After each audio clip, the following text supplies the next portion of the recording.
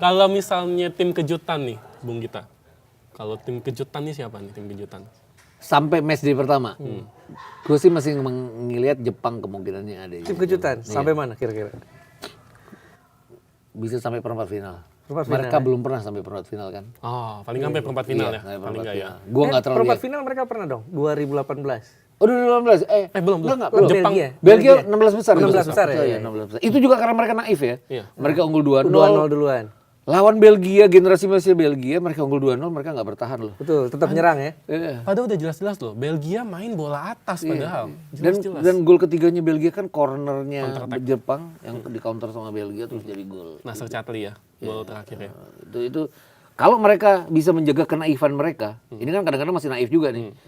Mereka bisa sampai ke perempat final. Pertama kali dalam sejarah mereka sampai ke perempat final. Enggak Iran. Iran tuh pertahanan kuat.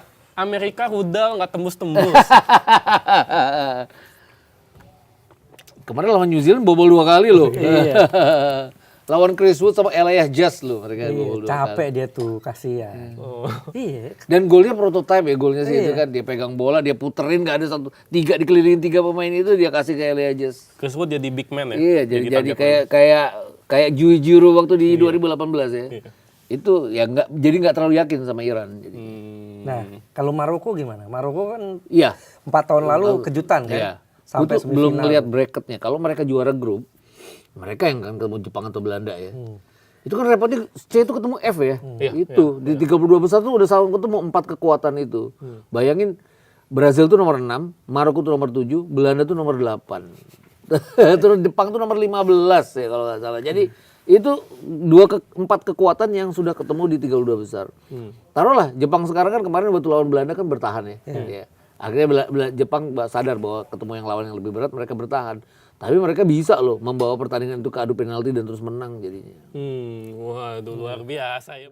Prancis Spanyol menang ya Spanyol ya 2-1 ya Iya. di Euro tuh kemarin semifinal.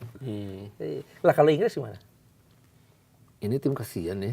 Kenapa? Abis menang sama Kroasia loh. Iya. Meyakinkan, Tapi 4-2. kadang-kadang meyakinkan kayak 2024 Euro kan.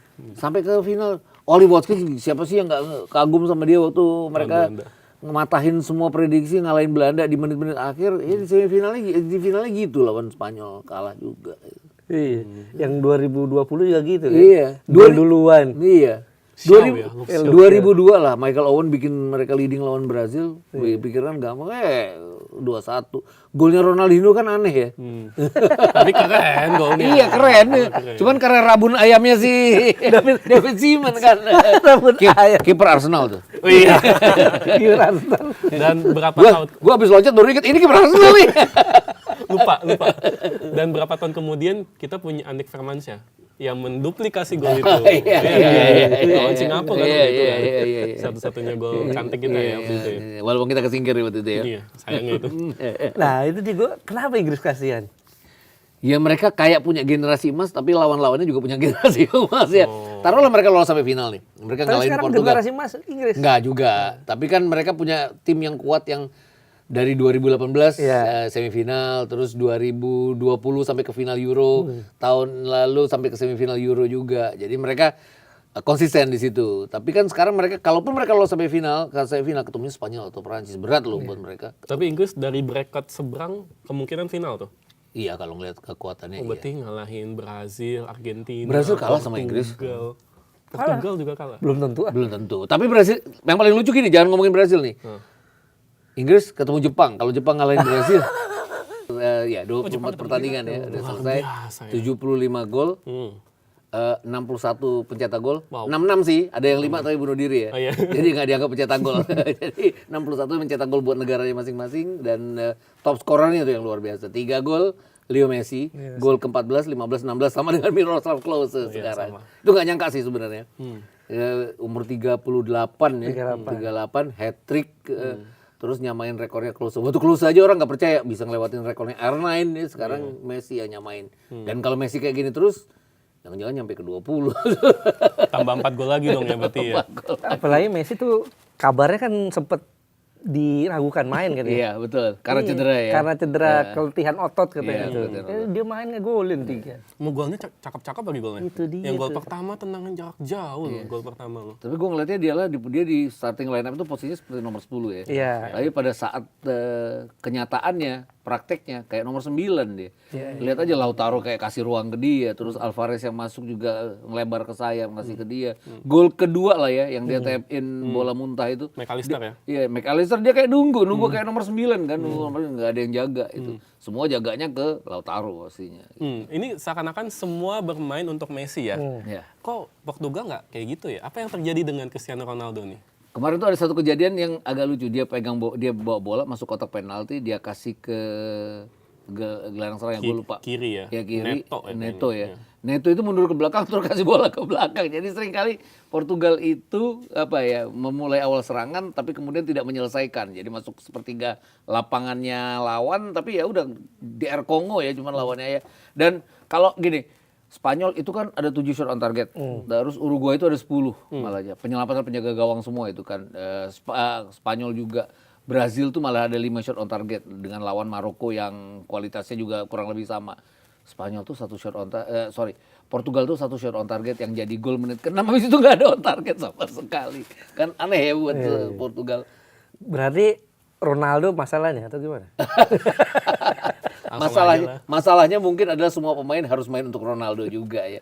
Kayak tahun 2022 di Qatar. Siapapun kan pasti percaya bahwa di tengah Argentina nggak terlalu berhasil di pertandingan pertama, semuanya akhirnya memutuskan main untuk Messi. Dan itu kebukti ya. Dan kalau tadi Ais bilang dia cedera otot ya. Dia anggap cedera otot nggak main. Tapi jangan-jangan dengan dia main di MLS tuh lebih bugar dari pemain-pemain yang main di Eropa jadinya. Karena nggak banyak bertanding gitu. Ya itu tadi hal-hal kayak gitulah yang bikin dia kok jadi menonjol. Top skornya dia loh. Artinya kan orang nggak ekspektasi bahwa dia akan jadi top scorer gitu. Ini berarti kita melipir bentar ya ke Argentina ya. Sebenarnya apa sih yang membedakan Argentina di tahun ini dengan waktu jadi juara? Ada perbedaan nggak?